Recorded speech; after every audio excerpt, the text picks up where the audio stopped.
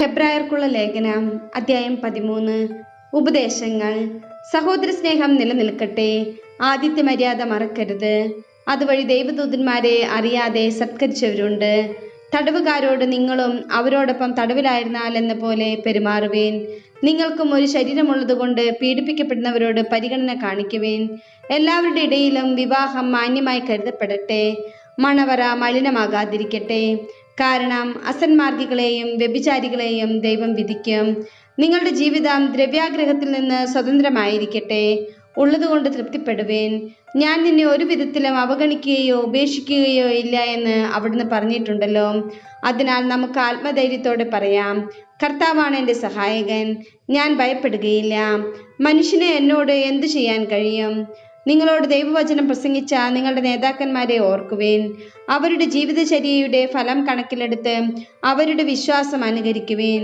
യേശുക്രിസ്തു ഇന്നലെയും ഇന്നും എന്നും ഒരേ ആൾ തന്നെയാണ്.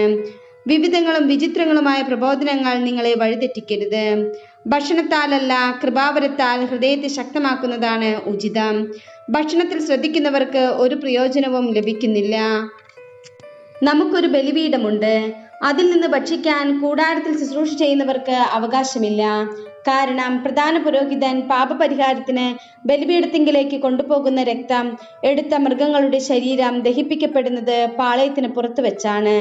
സ്വന്തം രക്തത്തിലൂടെ ജനത്തെ വിശദീകരിക്കാൻ ക്രിസ്തുവും കവാടത്തിന് പുറത്തുവെച്ച് പീഡനമേറ്റു. അവന് വേണ്ടി അപമാനം സഹിച്ചുകൊണ്ട് നമുക്ക് പാളയത്തിന് പുറത്തിറങ്ങി അവൻ്റെ അടുത്തേക്ക് പോകാം. എന്തെന്നാൽ ഇവിടെ നമുക്ക് നിലനിൽക്കുന്ന നഗരമില്ല, വരാനുള്ള നഗരത്തെയാണല്ലോ നാം അന്വേഷിക്കുന്നത്.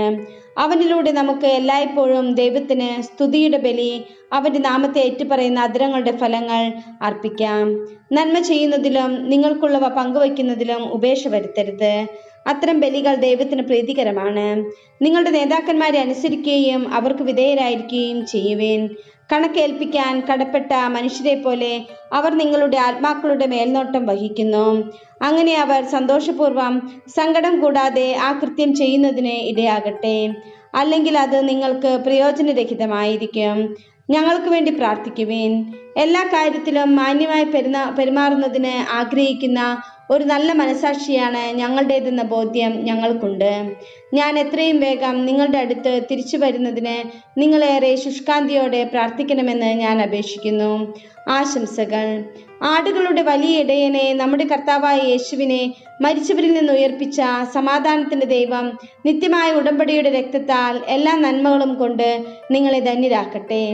അങ്ങനെ യേശുക്രിസ്തുവിലൂടെ നമ്മിൽ പ്രവർത്തിക്കുന്ന അവിടുത്തെ ഹിതം, അവിടുത്തേക്ക് അഭികാമ്യമായത് നിറവേറ്റാൻ നിങ്ങളെ സഹായിക്കട്ടെ. അവന് എന്നും എന്നേക്കും മഹത്വമുണ്ടായിരിക്കട്ടെ. ആമേൻ. എൻ്റെ സഹോദരരെ, ഞാൻ നിങ്ങൾക്ക് ചുരുക്കമായി എഴുതിയിരിക്കുന്ന ഈ ആശ്വാസവചനങ്ങൾ ക്ഷമയോടെ സ്വീകരിക്കണമെന്ന് ഞാൻ നിങ്ങളോട് അഭ്യർത്ഥിക്കുന്നു.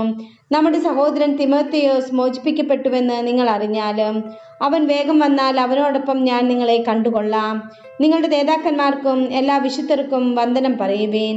ഇറ്റലിയിൽ നിന്ന് വന്നവർ നിങ്ങൾക്ക് വന്ദനം പറയുന്നു. ദൈവത്തിൻ്റെ കൃപാവരം നിങ്ങളെ എല്ലാവരോടും കൂടെ ഉണ്ടായിരിക്കട്ടെ.